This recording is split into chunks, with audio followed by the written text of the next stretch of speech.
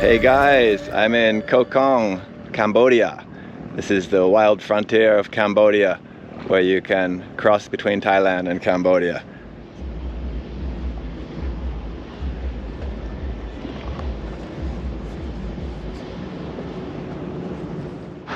Hey guys, today we're gonna have a look at how to cross the border between Thailand and Cambodia on the coast, and specifically crossing from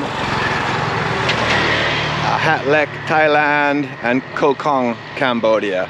So I'm gonna show you how to do it from both directions, but right now I'm starting off in the Cambodian side in Koh Kong, but I've crossed this border many times, so I know all the ins and outs, and I'm gonna show you guys some tips about things, because there's a lot to it actually as far as avoiding scams and so on. So it's a pretty notorious border crossing for crossing especially from the Thailand side into the Cambodia side, as far as having a bit of a hassle with immigration on the Cambodian side, wanting to charge you more than they should. So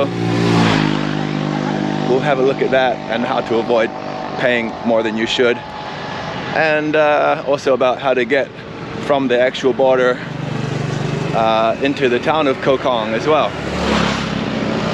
which yeah, there's a few tricks with that, with transport, how to save $1 or $2, this kind of thing.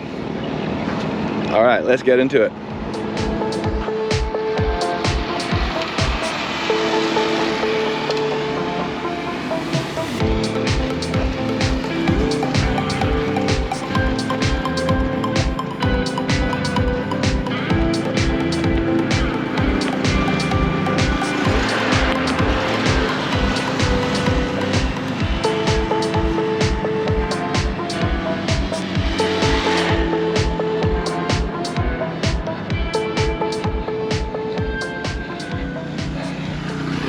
It's a beautiful view walking over the bridge here, that's for sure.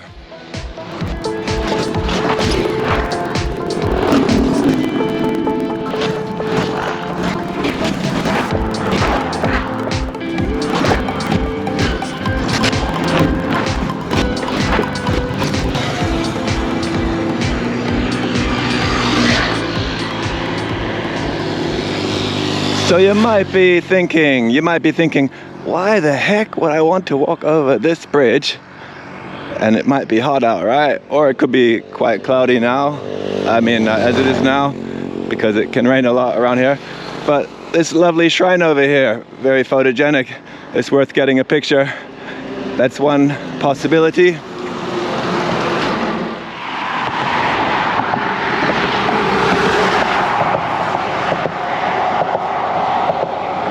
And another reason that you might want to do this walk, maybe you've been cramped in a bus or a van for hours and hours to get to the border with the aircon on high, and you're chilled to the bone and you just want to stretch your legs, and this is a great way to do it for sure. So those are two reasons, and a third reason I'll tell you in a second, but I just want to mention, if you happen to be overnighting in Koh Kong, which I recommend actually, it's a nice break, if you take one of the streets here to the left, there are a few okay beaches.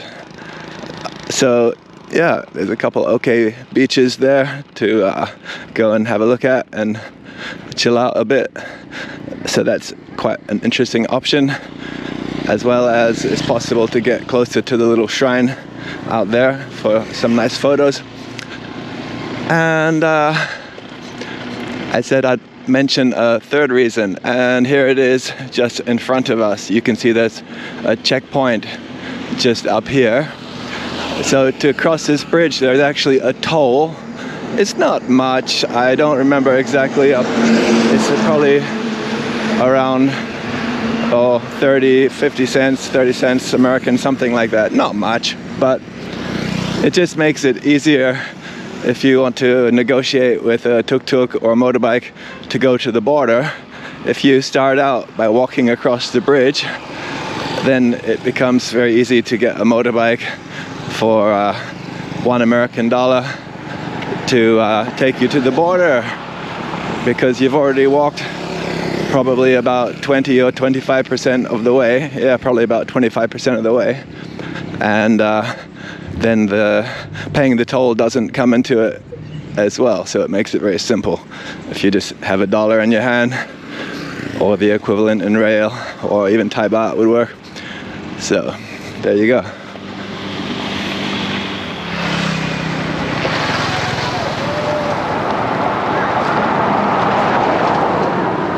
So we're walking towards the Thailand border in Cambodia here. And isn't that the same woman I saw yesterday walking down the road in Koh Kong town? What's she doing over here? Well, anyway. Yeah, so walking out towards the border, just crossed over the bridge, and this is the spot along here. Should be possible to get a motorcycle ride for $1 from here to the border crossing, if you look like you're determined to walk it if they don't agree to $1. But okay, inflation always happens, right? So maybe it's not possible to do it for $1 now. Let's find out.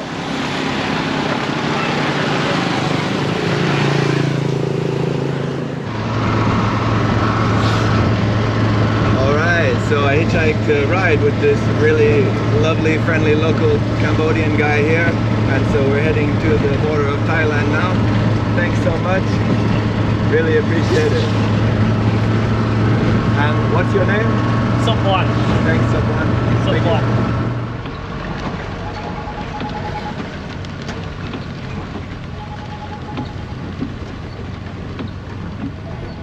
Vâng. Nhưng mà đã nó trong đây này kia vậy? Bạn. Alright, so in the end I managed to hitchhike a ride. It started raining, so I thought, yeah, I'll start hitching instead of looking for a motorbike for $1, because I was going to test the theory if I could still get a motorbike for $1 or not. But it's a mystery still, right? Used to be $1, but anyway, here's the immigration just here behind me. And we're going to stamp out of Cambodia now, and we're going to cross into Thailand.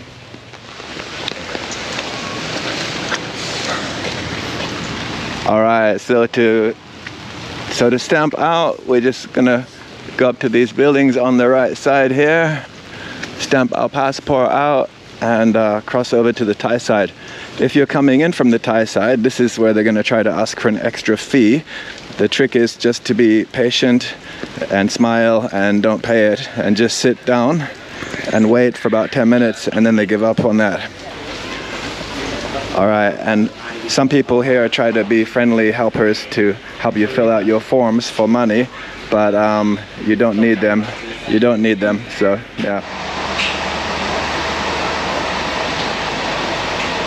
All right, so I just stamped out of Cambodia. That was no problem at all. Stamping out's no problem. It's just coming in. That's usually a hassle. Like I said, there are people that ask for some money.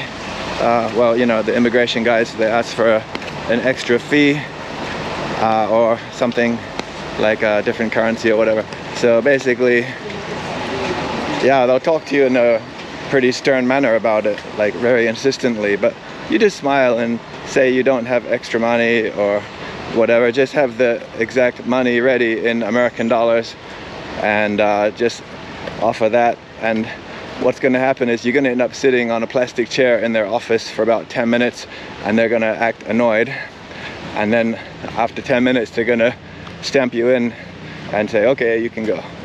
That's what happens. I've done it a bunch of times. It's no problem. Don't freak out. Don't let them intimidate you. That's what they're hoping, of course.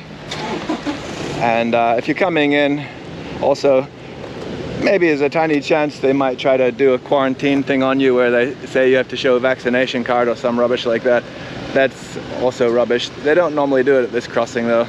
They do it on the coastal crossing between Vietnam and Cambodia sometimes, so I can say. There's a cute little beach down here, which is probably off limits. I've never tried to access it. It looks like it might be a nice little spot, but it's between the border crossings.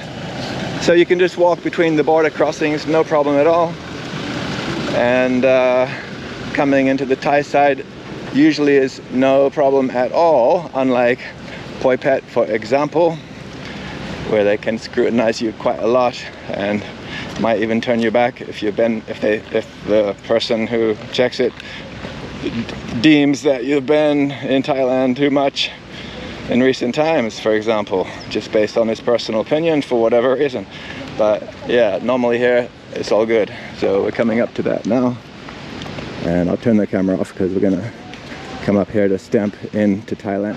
So coming in, you're gonna fill in a TM6. You get it from the counter yourself, of course. Don't need to pay anyone for that. And just fill it in. And then if you've got a visa, you show your passport and this one. If you don't have a visa, for many countries, you can come in over a land border 2 times per year and get a 30-day stamp.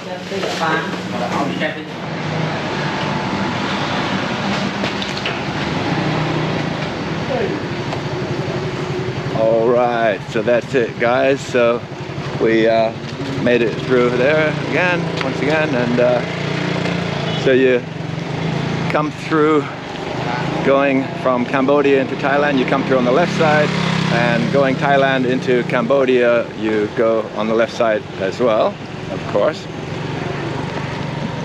So that's how it works. Pretty simple. And just on the Cambodian side, you got to keep your cool there. Never lose your temper with the people on the Cambodian side. Just smile and be firm with them. Now here on the Thai side, you can find vans that go on to Trat, or sometimes further. So I'm gonna look for a van now and head down the road, and see you guys in the next one. And don't be late.